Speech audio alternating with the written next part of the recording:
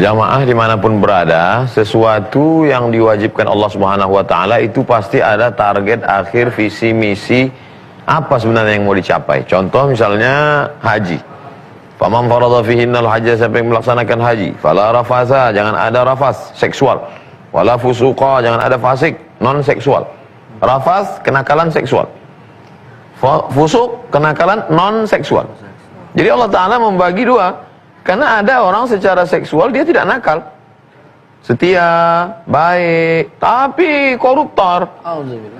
Tapi ada sebaliknya, dia orangnya tidak korupsi, orangnya masalah keuangan disiplin, baik, tapi gatal, kenakalan seksual. Makanya Allah membagi itu. Kalau orang sudah melaksanakan ibadah haji, fala rafasa, jangan ada kejahatan seksual, wala fusuqa, jangan ada kejahatan non seksual, wala jidal. Ini kejahatan yang ketiga. Jidal, lidah kasar, caci maki, sumpah serapah. Itu tujuan dari ibadah haji. Makanya ketika sedang melaksanakan ibadah haji itu tidak boleh cabut bulu badan, tidak boleh sumpah serapah, tidak boleh caci maki. Salat. Inna salata, sesungguhnya salat, tanha, mencegah. Apa akhir dari sholat itu? Tujuannya apa sholat itu? Apakah sebenarnya tegak, ruku, sujud, kiri, kanan? Bukan itu. Inti daripada sholat itu adalah tanha anil fahsya wal munkar. Fahsya seksual, munkar non seksual. Allah membagi itu. Jahat iya, tapi ada orang kejahatannya seksual, ada kejahatan non seksual. Nah, bagaimana dengan puasa? Ya ayyuhalladzina amanu, hai orang beriman. Dari awalnya dia tidak katakan ya ayyuhan nas. Tidak. Tapi ya ayyuhalladzina amanu. Ini undangannya khusus. Hanya orang percaya kepada yang ghaib. Yang mencatat amal kiraman katibin raqib atid ghaib. Pahala balasannya surga ghaib. Yang tidak melaksanakan masuk neraka ghaib. Yang mengeluarkan hukum itu ghaibul ghuyub, yang maha ghaib, Allah. Makanya kalau tidak punya keimanan ya ayyuhalladzina amanu kutiba alaikumus syiyam, kita menjadi tamu yang tidak diundang. Tamu tidak diundang. Karena dia tidak masuk dalam undangan ya ayyuhalladzina amanu. Hai orang yang percaya kepada Allah, percaya kepada malaikat, percaya kepada Muhammad sallallahu alaihi wasallam. Kutiba alaikumus syiyam. Kamu wajib berpuasa. Oh, kami wajib berpuasa, berat sekali bagi kami. Kama kutiba alal ladzina min qablikum. Orang-orang sebelum kamu pun dulu juga sudah berpuasa. Jangan kamu sangka kamu saja yang berpuasa, malah puasa mereka dulu lebih berat. Puasa mereka siang dan malam. Siang berpuasa, malam juga berpuasa. Sedangkan kita ketika sampai masa berbuka, azan maghrib, kita berpuasa, tapi juga disuruh berbuka. Lalu kemudian puasa mereka dulu tidak boleh bicara. Inni nazartu lirrahmani shauma. Aku bernazar kepada Allah, aku tidak akan makan minum. Walan ukallimal yauma insiya. Aku tidak akan bicara kepada manusia, diam. Puasa makan, puasa minum, puasa diam. Sedangkan kita boleh bicara, tapi bicaranya yang baik. Man lam yada' qaula zur, siapa yang tidak meninggalkan ucapan kata-kata palsu, dusta, bohong, tipu, wal amal bihi, tidak meninggalkan perbuatan tipu, dusta, bohong, falaisa lillahi hajatun fi ayyada'a ta'amahu wa syarabahu. Dia tinggalkan makannya, dia tinggalkan minumnya, tapi Allah tak berikan balasan. Oleh sebab itu yang pertama kali di awal itu ya ayyuhalladzina amanu kutiba alaikumus syiyam kama kutiba alal ladzina min qablikum. Akhir dari puasa ini adalah la'allakum tattaqun. Takut. Makanya kalau orang sudah bolak-balik puasa, sekarang ini umur berapa? Umur 40 tahun. Berarti udah puasa berapa tahun? 30 tahun puasa. Karena pada ketika umur 10 tahun, kalau perempuan 9 tahun haid, menstruasi, laki-laki 10, 12, paling tidak umur 10 dia puasa, berarti dia sudah puasa 30 kali Ramadan. Ada tak rasa takut dalam hati? Tak ada takut sama sekali, berarti pelatihannya gagal. Allah. Masya Allah. Puasa bukan bulan menumpuk amal. Ini perlu dipahami dengan baik. Banyak orang menganggap ini bulan Ramadan, mari kita tumpuk amal banyak-banyak, maka ketika bulan Ramadan masjid penuh. Tapi ketika keluar, belum lagi keluar Ramadan lama, baru Syawal hari pertama udah kosong. Karena dianggap amal sudah penuh. Bapak kalau nggak ke masjid lagi Pak, kemarin terawih kan udah full. Ramadan bukan bulan menumpuk amal. Ramadan bulan pelatihan penempaan diri. Ramadan adalah bulan pelatihan diri. Siangnya syam. Apa itu syam? As-sabru. Apa itu sabar? Menahan. Tahan mulut. Dari mulai azan subuh sampai azan maghrib tidak menetes satu tetesan air. Tahan mata dari azan maghrib sampai azan subuh, dari azan subuh sampai azan maghrib, mata tidak melihat yang haram. Tahan telinga, tidak mendengar. Tahan tangan, tahan kaki, tahan marah, tahan otak, berpikir yang tidak-tidak. Astagfirullahaladzim. Tahan hati, tahan kaki, tahan semuanya. Maka bulan Ramadan itu disebut dengan syahrus sabri, bulan menahan. Imsak, imsak artinya menggenggam. Yang digenggam itu apa? Genggam mata. Gimana mata kamu? Alhamdulillah Ustaz, dari subuh sampai jam 6 sore ini tak melihat apa-apa. Kenapa? Tidur. Semakin bagus masjid, semakin tebal karpet, semakin dingin AC, semakin masjid ramai waktu zuhur jam 1, jam 2. Begitu kita buka pintu, berkelimpangan korban-korban. Ini bukan puas. Kita khawatir ada orang tertarik mau masuk Islam karena membaca indahnya Islam, menonton film Umar bin Khattab, cantiknya Islam, membaca sejarah Islam yang begitu hebat. Dia mulai ingin cari Islam, dia buka masjid, dia lihat, oh bukan ini agama yang ku cari. Agama apa ini mengajarkan orang bermalas-malasan? Jadi puasa adalah puasa yang menempa diri kita menjadi orang yang takut. Bukan takut pada yang haram. Takut minum khamar, biasa. Takut makan riba, biasa. Takut makan babi, biasa. Tapi dia takut minum yang halal. Airnya halal, lontong sayurnya halal, ayam penyetnya halal, rendangnya halal, istrinya halal. Tapi yang halal itu pun dapat dia tahan. Kalau menahan yang halal saja tahan, apalagi nanti keluar Ramadan menahan yang haram. Itu maka disebut la'allakum tattaqun. Masuk kamar mandi, tutup, kunci pintu, lihat bak kosong kiri kanan, atas bawah nggak ada, masukkan 2-3 teguk ke dalam. Gak mempan 2-3 teguk, buka peci, masukkan kepala ke dalam sekalian. Minum, begitu keluar, keringkan bibir, miringkan kepala. Siapa yang tahu? Puasa ente, alhamdulillah, bibir kering. Tapi ada yang melihat kita. Siapa yang melihat kita? Bukan CCTV, bukan KPK, bukan Inspektorat Jenderal, bukan BPK. Yang melihat kita siapa? La ta'khudhuhu sinatun wala naum. Dia yang tidak mengantuk, dia yang tidak tidur. Itulah yang tertanam selama 30 hari itu. Tanamkan terus. Ada seekor merpati, kita ikat sayapnya dengan karet, masukkan ke dalam kotak, beri beras. Beri beras. 7 hari saja. 7 hari merpati ikat dengan sayap terikat, masukkan ke kotak 7 hari. Setelah itu buka, lepaskan. Petang dia akan kembali pulang. Merpati akan tahu di mana letak sarangnya. Tapi umat Islam diikat sayapnya 30 malam sholat tarawih. 2 Syawal dia sudah lupa mana kotaknya. Masya Allah. Ulaika kal an'am bal hum adhal. Tapi kalimat ini terlalu kasar, seperti binatang kata Allah SWT. Merpati lebih. Mudah-mudahan Ramadan kita bukan hanya momen beramai-ramai, tapi momen penempaan diri. Amin ya rabbal alamin. Tadi di segmen sebelumnya Ustaz Abdul Somad telah menyampaikan bahwa hakikatnya puasa ini adalah menahan untuk menikmati segala yang halal. Harapannya setelah lepas Ramadan, kalau yang halal saja kita sudah berlatih dan ditempa dengan lulus dengan lancar, insya Allah mudah-mudahan yang haram pun kita sanggup untuk menahan godaan dari yang haram-haram tadi. Nah, tadi saya tertarik untuk membahas mengenai puasanya sendiri, Ustaz Abdul Somad. Kan puasa ini kita tahu dari setelah imsak sampai pada saat buka puasa. Jadi ada sahur, ada buka puasa. Bagaimana memanfaatkan atau mengoptimalkan sahur dan juga buka puasa ini supaya membuat ibadah kita menjadi maksimal? Gimana? Monggo. Tasahharu, bersahurlah kamu, fa inna fis sahuri barakah. Karena di dalam sahur itu ada barakah. Cuman kalau sudah disebut kata sahur, ini berkah nih Ustaz. Barakah, tafadhal Ustaz. Masih ada waktu soalnya. Silakan Babe. Ambil keberkahan langsung dari yang Ustaz sampaikan. Andai kamu tidak mau sahur sekalipun, seteguk air. 2 teguk boleh. Baik.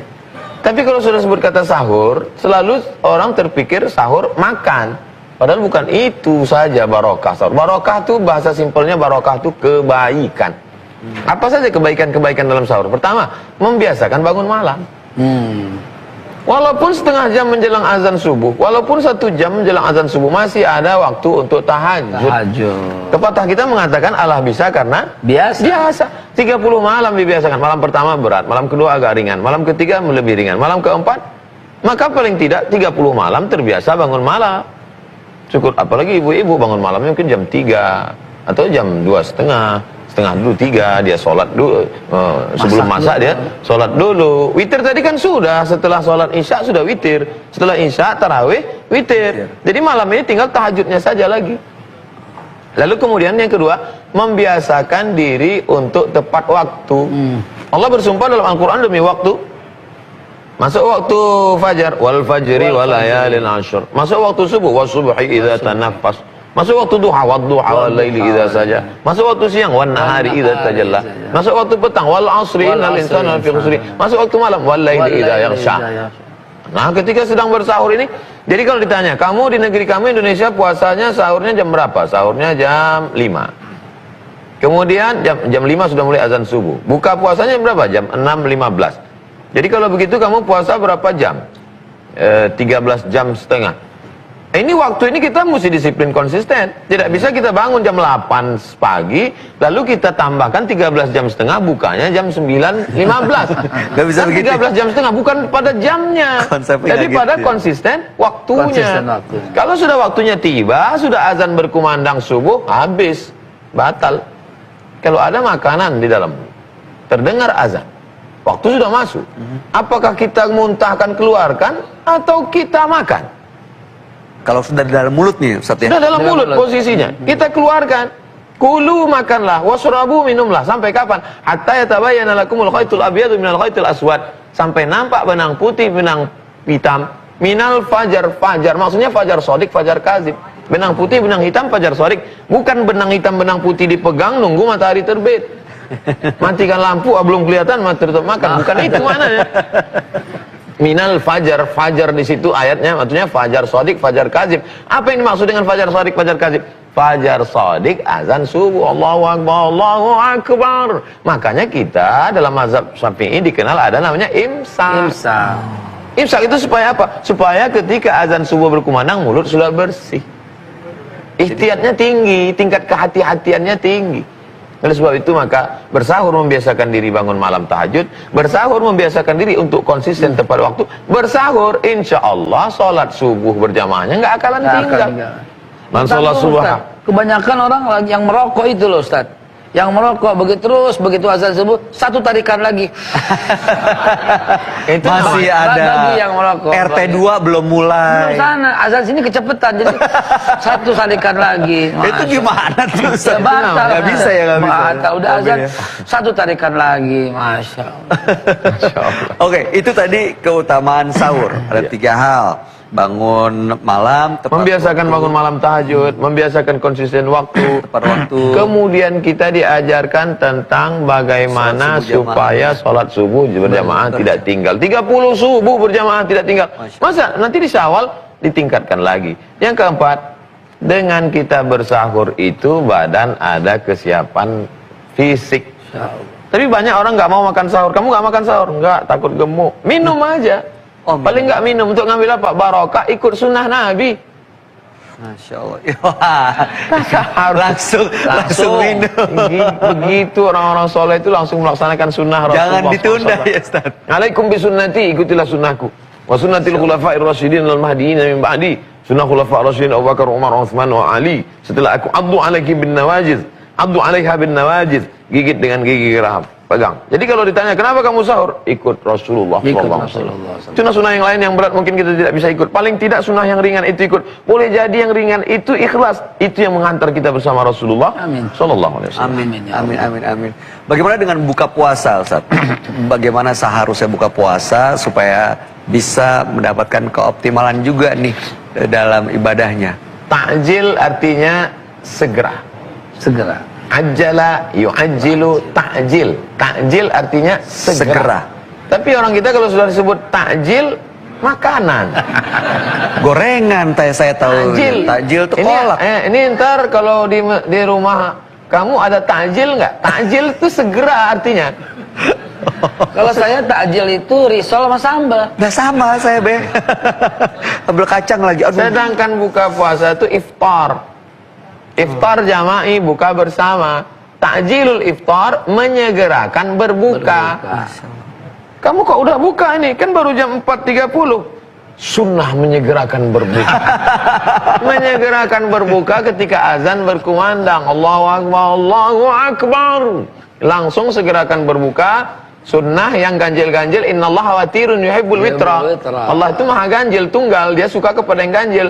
Kurma 1, 2, saya udah 2 nih, ganjil 3, masuk 4, ganjil 5, masuk 6, 7. Semangkok, Ustaz. Ganjil. Setelah itu 3 teguk air. Lalu kemudian sholat maghrib berjamaah. Bukan duduk sampai habis semuanya. Enggak sholat maghrib, takjil. Menyegerakan. Minuman yang paling disukai Nabi SAW adalah cairan kurma. Kita ketika buka puasa di Mesir, itu diberikan untuk para mahasiswa, disediakan kurma. Beberapa jam sebelumnya sudah dimasukkan ke dalam gelas, kurma kering, dipatah-patah masuk gelas, disiram air hangat atau susu, dibiarkan sampai menjelang azan maghrib. Nanti kurmanya melar, menyatu, manis, diminum. Usus yang kering selama 13 jam setengah, masuk cairan yang basah, maka dia kembali baik sekali. Ini ketika yang sedang usus kering, panas, kering, kerontang itu disiram dengan air es. Bayangkan knalpot sepeda motor yang sedang panas disiramkan air es. Apa yang terjadi? Makanya banyak penyakit. Jadi meledak. Ikuti sunnah Rasulullah SAW. Minum yang hangat-hangat, minum yang manis-manis. Kemudian biarkan dia istirahat sejenak. Istirahat sejenak, setelah minum 2-3 teguk, kemudian sholat maghrib sampai dia mengalir di usus, setelah itu baru makan berat. Ini tidak baru azan, semuanya yang tadi dibeli, cendolnya, gorengnya, gitunya, gininya. Setelah itu tegang perut, tidak bisa lagi, duduk sejenak. Ya, sudah mau 5 menit lagi azan isya, sholli fardal maghribi. Maka nggak gitu juga ya Ustaz ya. Jadi memang ada aturannya mengenai sahur dan juga buka puasa ini agar kita bisa mencapai kesempurnaan dalam ibadah puasa. Saya ada pertanyaan yang ini nih Ustaz. Kalau kita lihat di kehidupan kita sehari-hari di lingkungan kita deh, kadang-kadang kita sudah menjaga lisan, mata, telinga, semua kita jaga. Lagi jalan nggak sengaja ngelihat ada restoran tempat makan yang buka. Masya Allah, itu gorengan enak banget tuh. Banyak itu. Aduh, anget lagi. Mences nih. Nah, itu gimana buat kita? Apakah kita jadi berkurang nilai pahalanya? Atau bagaimana sih seharusnya mengenai orang yang jualan makanan di bulan suci Ramadan? Bayangkan, ini jeruk ya. Ini jeruk, bayangkan, coba bayangkan. Saya buka ya. Saya buka satu-satu. Coba saya belah ya, saya belah. Saya cobain ya, saya cobain. Jeruk nih. Asam. Keluar nggak liurnya? Terasa nggak? Terasa ya. Sunatullah. Sunatullah. Itu nggak bisa Anda hindari, nggak bisa Anda ingkari. Itu sunnatullah. Terasa. Itu bagian daripada rahmat Allah. Masa terus harus dibuang, diludahi. Itu bagian daripada sunnatullah. Jadi kalau kita terasa, kita menelan ludah, itu tidak membatalkan. No. Dari mana membatalkan? Enggak membatalkan. Namun kalau kita terasa, lihat begitu terus ngiler, itu mengurangkan pahala atau tidak? Tidak mengurangkan pahala. Justru kalau masuk dan duduk di situ sambil dapat pahala, dapat berkahnya, nelen ludah doang, tapi duduk di restoran. Kalau sekedar lewat itu ya bagian daripada rezeki. Asik nanti nih gue. Jadi semakin semangat itu kan kita menahan apa yang Ustaz sampaikan. Ramadan itu kan pembakaran, Syawal itu kan peningkatan gitu. Jadi halal-halal saja. Halal saja ya. Istilahnya biasa aja deh kata orang Betawi, biasa aja deh. Kalau ente masuk ke dalam, duduk, cobain gimana ya. Nah, lihat-lihat sambil nelen ludah. Nah, itu barangkali. Kalau sekedar lewat itu masih gak apa-apa ya. Gak apa-apa, insya Allah. Pasti. Kalau saya berani menjawab, karena di samping ada guru yang akan membenarkan kalau baik, Ustaz Abdul Somad. Gitu kan halal-halal saja gitu kan. Itu bagian daripada sunnatullah gitu. Singkat saja untuk Ustaz Abdul Somad sebelum kita ke jamaah, ada yang bertambahkan? Man ra'a minkum mungkaran, siapa di antara kamu melihat kemungkaran, falyughayyirhu biyadihi, rubah dengan tangan. Fa illam yastati, kalau tidak sanggup fa bilisani, dengan lidah. Kalau tidak sanggup fa biqalbi, dengan hati. Menjual makanan di siang Ramadan di tengah komunitas muslim, maka perbuatan mungkar. Yang bisa melarang, tidak mungkin saya datang ke rumah makan itu lalu berkata, ya ayyuhalladzina amanu. Maka oleh sebab itu di beberapa daerah ada perda, peraturan daerah. Betul. Menghormati saudara kita yang muslim. Dan kita juga di beberapa daerah yang komunitas beda agama keyakinan kita ada menghormati. Seperti di Bali ada menghormati Nyepi. Kemudian di beberapa tempat ini sudah berjalan. Ini Republik Indonesia, tidak perlu lagi diajarkan bagaimana hidup bersama dalam satu atap berbeda agama dan keyakinan. Dan kita sudah diajarkan ini ratusan bahkan ribuan tahun yang lalu. Kita bangga punya negara Republik Indonesia, komunitas muslim terbesar, tapi objek wisata terbesar kita adalah Candi Borobudur. Tidak ada orang Islam yang menghancurkan, kita saling menghormati selama tidak ada provokator yang merusak karena ada kepentingan. Oleh sebab itu maka kita hormati saudara kita. Kalau ada peraturan daerah yang dikeluarkan oleh anggota legislatif yang mengeluarkan itu, nah ini terkait dengan melihat kemungkaran. Lalu bagaimana dengan orang yang berjualan makanan? Di sana ada pekerja berat yang dibolehkan untuk tidak berpuasa, tapi dia ganti di hari yang lain. Satu-satunya pekerjaan dia adalah memukul batu. Dan kalau dia tidak lakukan itu, anaknya tidak makan di rumah, maka dia berbuka, tapi nanti dia ganti di hari yang lain. Di sana ada orang sakit. Faman kana minkum maridan, siapa yang sakit, au ala safarin, atau musafir, fa iddatun min ayamin ukhra, ganti di hari yang lain. Maka ada rumah makan khusus, rumah makan menjual makan siang khusus, pekerja berat yang tidak ada kerja lain, kalau tidak anak istrinya akan mati. Untuk orang yang sakit, untuk orang yang musafir. Di luar daripada itu, maka perbuatan menjual makanan di siang Ramadan adalah perbuatan mungkar, kemungkaran yang wajib dicegah dengan kekuasaan, dengan peraturan daerah. Yang tidak ada kekuasaan dengan lisan, dengan lidah. Ustadz alim ulama menyampaikan ini perbuatan mungkar, batil. Tidak juga bisa. Baru masuk yang ketiga tadi, fabi qalbi. Begitu melihat ada goreng ayam, fabi qalbi.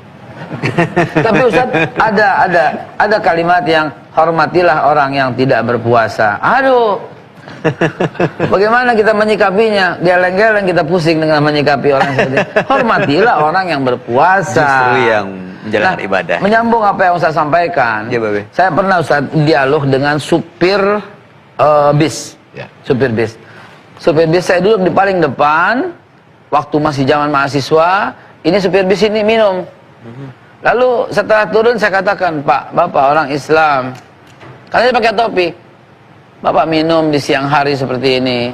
Ustadz, kalau saya pernah coba dan saya pingsan. Oh, kalau begitu Bapak ini berada dalam kondisi yang rukhsah, yang boleh. Tapi jangan lupa Bapak harus cuti nanti. Faidatun min ayamin ukhra. Ganti seperti yang saya sampaikan bilang. Dan puasa yang ditujukan ayyuhalladzina amanu, hai orang beriman. Kalau saya punya gambaran Ustadz, beriman itu S1. La'alakum tattaqun, habis puasa dapat takwa S2. Meningkat. Lalu kemudian syahrul Ramadan allazi unzila fil Qur'an hudal linnas wa bayyinatin minal huda wal furqan, dia punya furqan, kemampuan otomatik membedakan yang halal yang haram, itu S3. Masya Allah. Dia punya kemampuan otomatik. Berarti udah selevel dengan Dr. Hasan Hakam. Selevel dengan beliau gitu ya, dengan doktornya Ustaz Abdul Samad. Jadi itu endingnya itulah setelah beriman, bertakwa dan punya kemampuan. Itu otomatis. Ibu-ibu, pernah nggak ibu-ibu masuk ke dalam restoran, tapi hati ibu-ibu itu halal apa haram ini ya? Pernah? Itu furqanmu lagi bekerja. Itu alarm dari Allah. Itu furqan, kemampuan otomatik. Automatically itu, wah kayaknya nih sudah tinggalkan. Ndak mayuribuka illa ma la yuribuka, kata Rasulullah. Tinggalin yang ragu. Itu ada sesuatu di dalamnya. Sekarang kan tidak. Halal apa haram ya? Coba-cobain. Ah, enak Ustaz. Halal. Berarti halal ini. Loh, jangan sampai terjadi. Bisnis juga bapak-bapak. Mau berbisnis nih, mau berbisnis, ragu-ragu dia. Halal apa haram ya? Halal haram. Itu tandanya itu dari Allah. Malaikat lagi bisikin kau karena kau punya furqan. Masya Allah. Tinggalkan terus. Cuman Ustadz, Ya. kadang-kadang dia bertanya sama Ustadz, Ya. Ustadz, saya punya bisnis, begini. Itu halal atau haram Ustadz? Oh haram tuh, ih Ustadznya bego. Ustadznya yang Jadi disalahin. justru yang salah ya. Ustadz, karena dari awal dia bertanya, dia ingin dia halal, ingin dibolehkan. Oke, Jadi baik. justifikasi. Ya. Nah, Jadi dia Ustadz tuh untuk legalisir aja. legalisir aja. Sampai dia ketemu Ustadz yang bilang, oh itu boleh. Nah ini Ustadznya modern ini. Diikutin, karena dibolehkan. Nah, Moderat, seperti yang Ustadz bilang tadi, Ramadan itu adalah pembakaran untuk menahan dan sebagainya, dan endingnya bukan cuma takwa. Selain takwa, dia mendapat furqan, kemampuan otomatis membedakan yang halal dan yang haram dari Allah Subhanahu wa taala.